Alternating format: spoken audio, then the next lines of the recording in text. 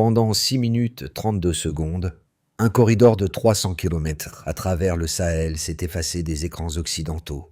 Quand le signal revint, un convoi de 23 véhicules avait déjà traversé la nuit, porteurs d'armes chinoises et d'une décision irréversible.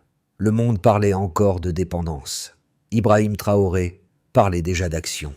Que devient la souveraineté lorsqu'elle cesse d'être un mot et devient un moteur?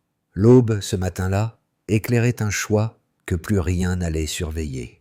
Cette histoire expliquera comment une panne de satellite s'est muée en manifeste politique et pourquoi le geste de quelques officiers burkinabés bouleverse un équilibre régional. En 12 mots, comprendre la naissance d'une doctrine sans bruit mais avec preuves mesurables. Le pari est clair, ni exaltation ni condamnation. Simplement des faits, leurs chiffres et la logique qu'ils composent. Agir sans autorisation reconfigure la dépendance.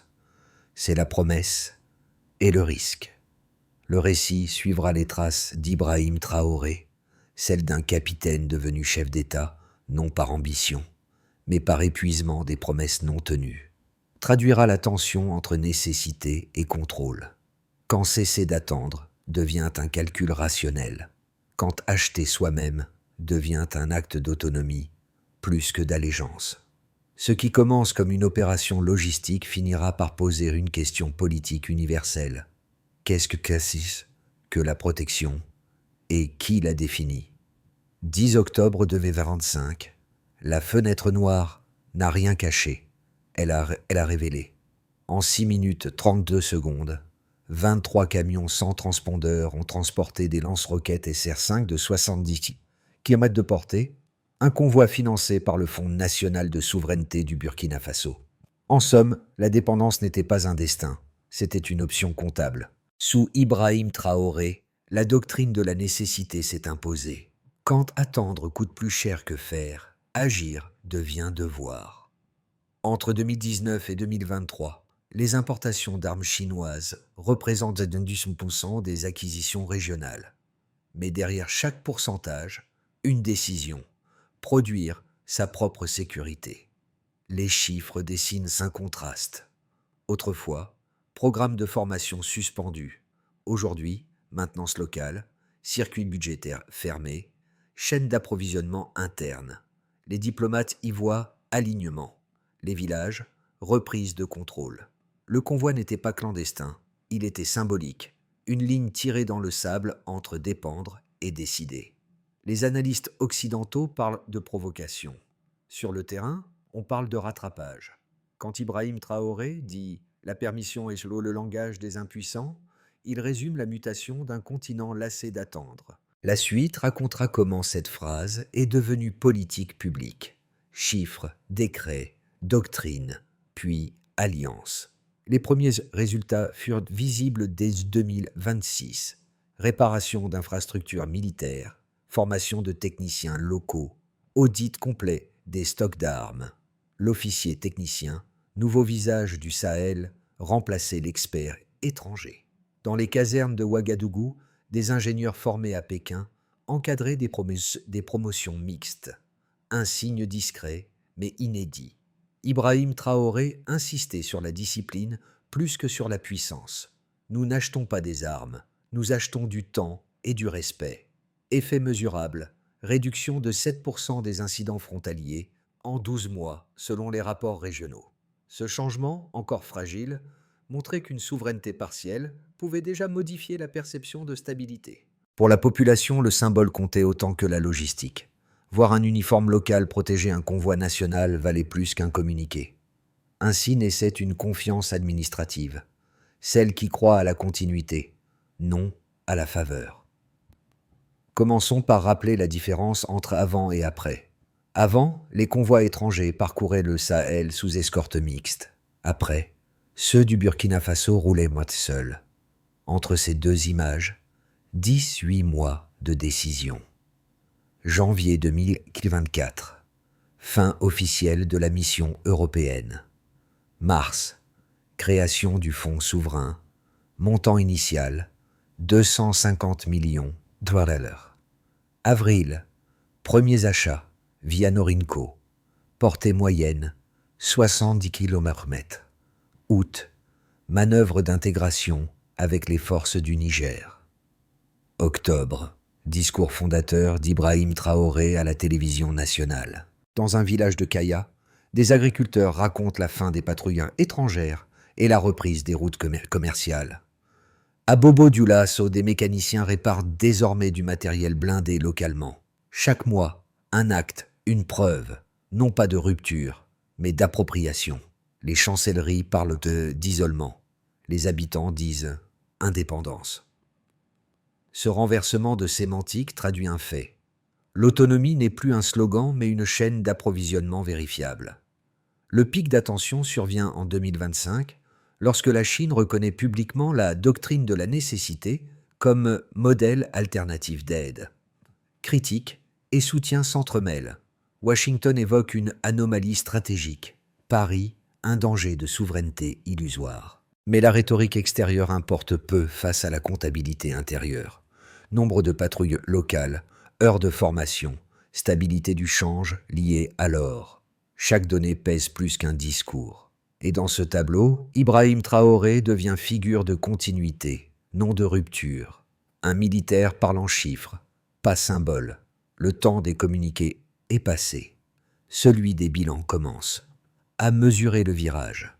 1 dépense de défense, plus 42% entre 2024 et 2026, financé à 87% par recettes minières locales. 2 taux d'autonomie opérationnelle, 61% des missions frontalières menées sans appui étranger. 3. Indice de stabilité civile, progression de 0,8 points selon l'Union africaine. Chaque chiffre est accompagné d'un effet visible. Plus de maintenance locale, plus de reddition de comptes, moins de dépendance technique. Cette base factuelle nourrit la doctrine, quantifiée pour légitimer. Sous Ibrahim Traoré, les statistiques deviennent langage politique. Les chiffres sont nos témoins, pas nos excuses. La corrélation n'est pas causalité, mais elle éclaire une tendance. Les pays membres de la future AES enregistrent la même trajectoire. Ainsi, la donnée devient diplomatie. La transparence, bouclier moral. L'Occident observe, mais le terrain avance. 2 thèses s'affrontent. D'un côté, l'ouverture à Pékin remplace une dépendance par une autre. De l'autre, la diversification rompt la logique de tutelle. Réponse. La dépendance ne se mesure pas à l'origine du fournisseur, mais à la capacité de décision sur l'usage. Les faits appuient dans cette ligne. Les contrats signés excluent toute clause de veto. Les officiers africains valident seuls les plans d'opération. C'est cette autonomie d'emploi qui distingue un partenariat d'une suggestion. Ibrahim Traoré le répète. Celui qui décide du moment d'agir possède déjà la souveraineté. Argument difficile à réfuter, même les experts européens l'admettent en note de bas de page. Ainsi, la critique perd de sa force face à la cohérence interne. La discipline reste la meilleure garantie contre la dérive. En une phrase, la souveraineté roule désormais sur ses propres roues. À ce moment du récit, moment d'équilibre. Les véhicules du convoi initial sont devenus patrouilles de routine. Le symbole s'est fondu dans la normalité. Mais le risque grandit. Réussite rapide, confiance fragile. Ibrahim Traoré introduit la doctrine de dissuasion par la discipline. Formation à la retenue. Audit des opérations. Transparence publique. Objectif. Éviter que la puissance retrouvée ne se transforme en excès. Ainsi, la mi-parcours devient tournant moral. Les résultats du virage stratégique se lisent désormais sur plusieurs tableaux. 1. Nations voisines concernant les nations voisines. Le Mali, le Niger et le Burkina Faso ont signé la charte de l'Alliance des États du Sahel, AES, créant une architecture de défense inédite. 3 drapeaux, une doctrine commune, un réseau de renseignement intégré. Ce n'est pas un traité classique, mais une infrastructure de survie, protocole d'engagement unifié, partage de radars, base de données communes sur les menaces transfrontalières. Pour la première fois, les officiers qui planifient ces missions sont issus du terrain. Ils connaissent les routes, les clans, les saisons. 2. Secteur économique dans le domaine économique. L'autonomie militaire a entraîné une reconfiguration industrielle. Des ateliers clés de maintenance ont émergé autour d'Ouagadougou, Gao et Niamey. Réparation locale, reconversion technique, formation de centaines d'ingénieurs issus des universités régionales. L'activité industrielle liée à la défense a augmenté de 15,3% en 2 ans. Plus important encore, 40% des contrats logistiques reviennent à des entreprises africaines. Les retombées sont visibles. Extension des routes, création de zones franches et multiplication des emplois civils indirects. 3. Niveau communautaire. Au niveau communautaire, dans les villages du Sahel, la perception de la sécurité change. 64% des habitants interrogés déclarent faire davantage confiance aux forces locales qu'aux missions étrangères. Ce glissement psychologique marque la véritable rupture. La souveraineté commence quand la peur change de camp. Les témoignages recueillis par les radios communautaires évoquent une transformation tangible. Eh si, ce sont nos fils qui patrouillent. Pas des visages venus d'ailleurs. 4. Dimension géopolitique. Dans la dimension géopolitique, sur la scène internationale, l'AES a déplacé les lignes. Les chancelleries occidentales parlent de zones d'incertitude stratégique. Pékin parle d'exemples d'équilibre multipolaire. Moscou observe sans commentaire. En réalité, c'est l'apparition d'un acteur collectif africain qui surprend, un bloc capable d'acheter, de décider et de répondre sans médiation. Mais toute conquête crée une dette, celle de la discipline durable. Pour que la souveraineté survive à son enthousiasme, elle doit se mesurer. C'est pourquoi Ibrahim Traoré a ordonné que chaque mission fasse l'objet d'un rapport public, chaque écart d'éthique soit signalé. Dans un monde saturé de récits, la transparence devient la seule arme qui ne s'use pas à l'emploi. Ainsi, la dissuasion s'exprime désormais non par la peur, mais par la cohérence. La stabilité ne se décrète pas, elle s'audite. Les décideurs de l'AES élaborent trois trajectoires possibles pour 2026-2027. Dans le scénario de base, la consolidation. Le Fonds de souveraineté maintient un budget annuel d'environ milliards de dollars. Les coopérations civiles s'étendent. Le commerce régional croît de 8%. Les patrouilles conjointes stabilisent les frontières nord, réduisant les incursions irrégulières de moitié. Dans un scénario optimiste, la projection. L'Alliance attire d'autres pays de la bande sahélienne. Une école régionale de formation en droit humanitaire et discipline militaire voit le jour à Bamako. Les standards AES deviennent référence continentale. Cette dynamique crée un effet d'entraînement. Multiplication des accords commerciaux sud-sud, diversification des chaînes d'approvisionnement, réduction de la dépendance au financement extérieur. Dans le scénario le plus pessimiste, la réaction, pression diplomatique, gel d'aide, campagne médiatique visant à délégitimer la doctrine de nécessité. Le risque, fragmentation politique interne ou surenchère militaire. Les signaux faibles existent. Inflation des coûts, hausse des importations d'équipements, tensions budgétaires. Pour y répondre, le Conseil de sécurité burkinabé propose un mécanisme correctif. Autonomie sous conditions de transparence. Toute opération doit être accompagnée d'un rapport public sous 15 jours. À travers ces hypothèses, un même principe domine. Mieux vaut une lenteur maîtrisée qu'une vitesse empruntée. C'est la phrase d'Ibrahim Traoré, devenue devise officieuse du gouvernement. Elle rappelle que la souveraineté n'est pas un sprint, mais une cadence, un équilibre entre action et conscience. Dans un monde de chaînes globales, refuser la précipitation devient une forme de résistance. Ce récit dépasse les frontières du Burkina Faso. Il parle à tous ceux qui, un jour, ont dû choisir entre dépendre ou se tenir debout. L'histoire d'un convoi dans le désert devient parabole universelle, celle de peuples qui cessent d'attendre la permission d'exister.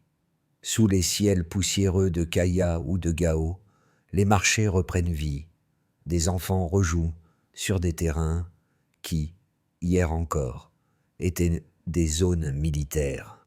Les enseignants racontent la première rentrée sans surveillance étrangère. Les mères disent « Nos voix comptons enfin ». Les images se répètent, mais leur sens change. Les mêmes routes, les mêmes camions, une signification nouvelle, la possession tranquille de ce qui fut longtemps emprunté. Le spectateur, loin du Sahel, y perçoit un miroir, celui d'une dignité universelle. Ibrahim Traoré devient alors moins un personnage qu'un symbole, la démonstration que la retenue peut être une forme de puissance. Et quand la voix s'élève pour dire merci à ceux qui n'ont plus attendu, le récit cesse d'être reportage, il devient mémoire partagée. La doctrine de la nécessité s'institutionnalise. Ensuite, codification, rédaction d'un manuel officiel de procédure de défense nationale, validé par le Parlement. Ensuite, inclusion régionale. L'AES met en place une école commune des officiers et du Sahel. Les promotions y mélangent les nationalités, brisant les rivalités héritées. Ensuite, transparence. Création d'un portail de souveraineté. Budget, contrat, audit public accessible à tous.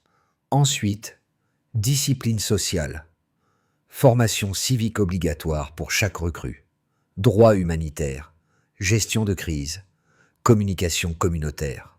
Ensuite, évaluation continue.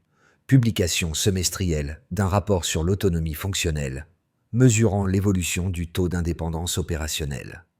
Sous Ibrahim Traoré, ces points deviennent feuilles de route. Le calendrier est serré, 2025-2030. Chaque trimestre, un indicateur. Chaque année, un bilan.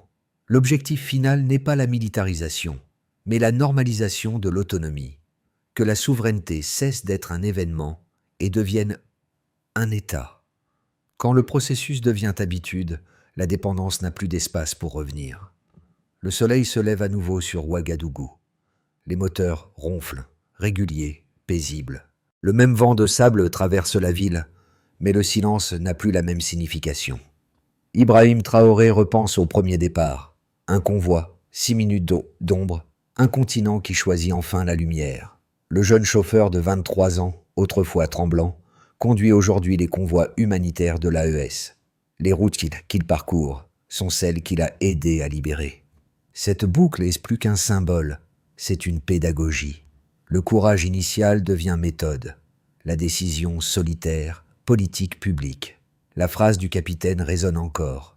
La force d'un soldat n'est pas dans son arme, mais dans sa volonté de s'en servir sagement. L'histoire ne glorifie pas la guerre, elle enseigne la maîtrise. Et dans ce calme nouveau, le Sahel retrouve ce que des décennies d'assistance avaient gâté et dissipé, la confiance en soi. Ce récit ne demande pas d'adhésion aveugle, seulement d'attention. S'il vous a touché, partagez-le, commentez, ajoutez votre nom, votre ville. Chaque mot devient un témoin de ce tournant discret mais décisif, celui d'un continent qui se regarde enfin, sans traducteur. L'histoire du Sahel n'est pas la fin d'un cycle, c'est un commencement. En vous abonnant à ce type de récit, vous n'alimentez pas des chiffres, vous prolongez une conversation sur la dignité, la retenue et la responsabilité. Parce que la souveraineté n'est pas donnée, elle s'entretient, se répare, se partage.